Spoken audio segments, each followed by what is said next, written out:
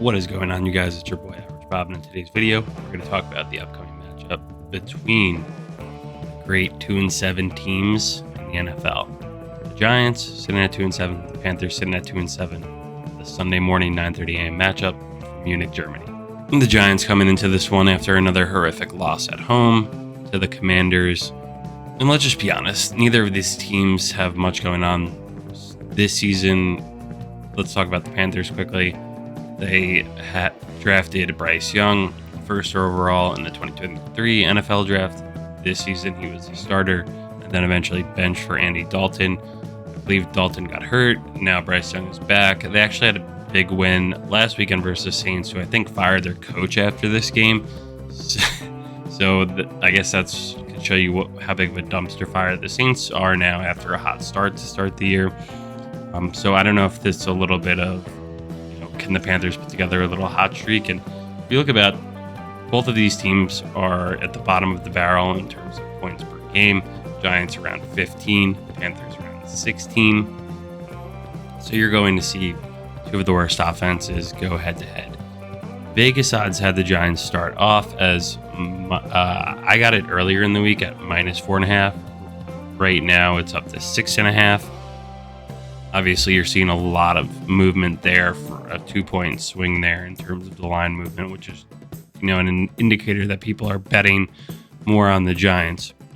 Really, both of these teams are pretty not good, but I think the Giants have a little bit more hope for the future once they could get rid of Daniel Jones after he's done with his 6th season with the team.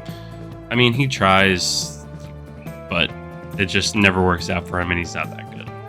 From a betting perspective, to make it fun, I do think either Nabers or Tracy finds the end zone, and I personally going to look into the 2 touchdown odds, whether it's Tracy or Nabers. There's tons of value there for a large return on an initial bet, so something to look into there. I don't really know too much about the Panthers, anything about their skilled positions, like Chuba Hubbard. That guy's so mediocre. Like, this Panthers team looks really, really bad on paper, and it seems like when they did that trade to trade up for Bryce Young, it significantly impacted the future of their franchise, and I don't even know where they're going to go. Darius Slayton downgraded to out with a concussion, not making the trip. And then I'm not sure if Graham Gano or Jamie Gillen will be coming back for this one as well, so maybe someone from the crowd who's a big Bundesliga fan can come out and make some kicks for the G-Men.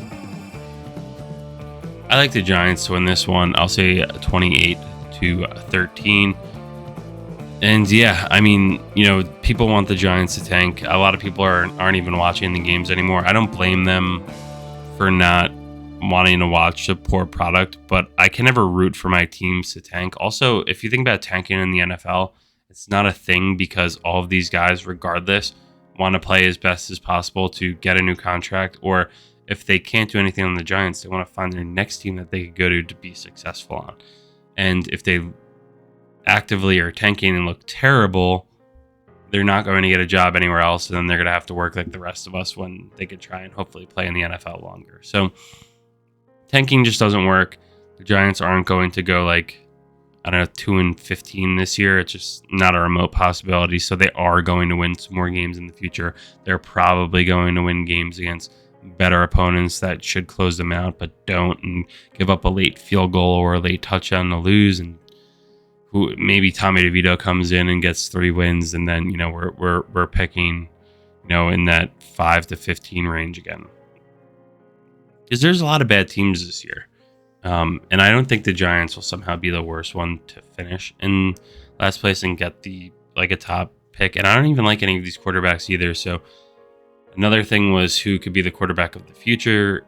And one article from Athlon Sports was talking about Sam Darnold coming in as, a bridge quarterback or something along those lines. But I don't really necessarily see that per se, because Sam Darnold doesn't play the style of football that is successful for,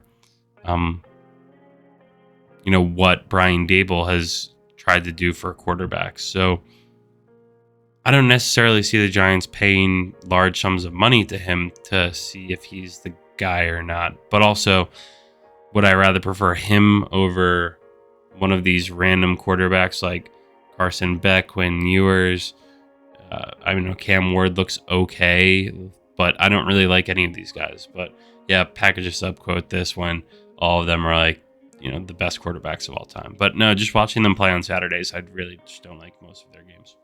Anyway, let me know how you guys think this game's going to go. The Giants actually going to have a chance in this one to win? Are you going to take them? Any other bets? And see what they can, how bad of a product the German folks will get on Sunday morning. Reddit mailbag time, where we go through the top posts from last week.